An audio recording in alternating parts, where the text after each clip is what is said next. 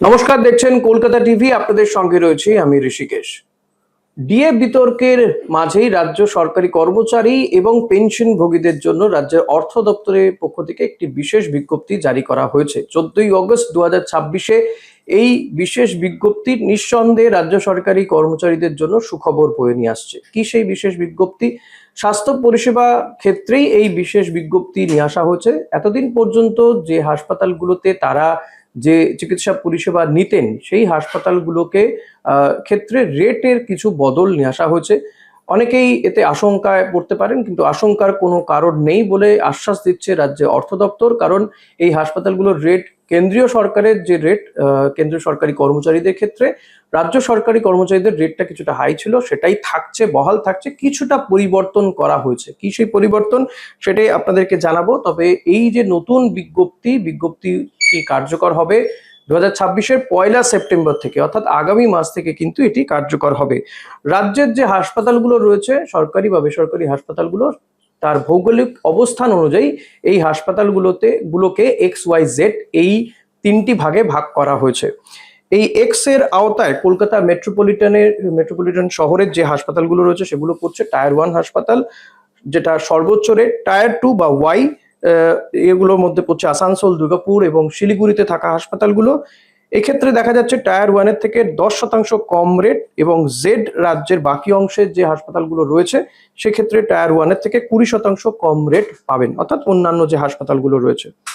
Class 1 হাসপাতালে 100% rate, class 2 এর ক্ষেত্রে হাসপাতালে 80%, এবং এমপ্ল্যান্ট নয় এমন, অর্থাৎ যে হাসপাতালগুলো তালিকায় নেই এমন হাসপাতালগুলোতে যদি কেউ চিকিৎসা করায় তাহলে 80 থেকে 60% হারে টাকা সে ফেরত দেওয়া হবে বা রিম্বার্স করা হবে, যেটাকে আমরা বলে থাকি রিম্বার্স করা হয়।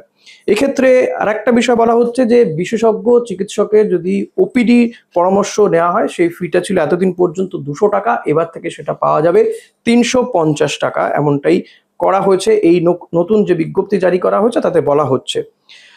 ফলত স্বাভাবিকভাবেই যেটা আগে যে হাসপাতালগুলোতে সুবিধে মিলতো, রেট যেটা ছিল সেটা হচ্ছে 12,000 টাকা, এখন সেটা বেড়ে হচ্ছে 35,000 টাকা। যদি কেউ কারো বাচ্চা যদি প্রসব হয়, নর্মাল যদি বেবি হয়, সিজারিয়ান হলে সেক্ষেত্রে দেখা যাচ্ছে 20,000 টাকা ছিল আগে, সেটা বেড়ে হচ্ছে প্রায় 53,000 টাকা। কারো যদি কোনো রাজ্য সরকারি কর্মচারী যদি তার মানে বাচ্চা যদি প্রসব করেন, তিনি হাসপাতালগুলো থেকে আগে পেতেন 12,000 টাকা, বর্তমানে ওই 1 সেপ্টেম্বর থেকে তারা পাবেন 35,000 টাকা। সিজারিয়ান বেবি যদি হয় সেক্ষেত্রে 20,000 থেকে বেড়ে করা হয়েছে 53,000 টাকা। বিরাট একটা পরিবর্তন নিয়ে আসা হয়েছে।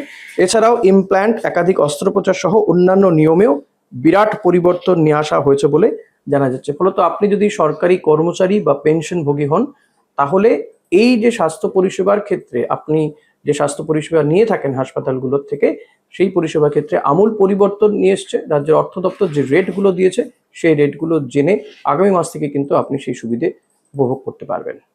এখনকার মতো এই পর্যন্তই। দেখতে থাকুন কলকাতা টিভি রাত 3:07।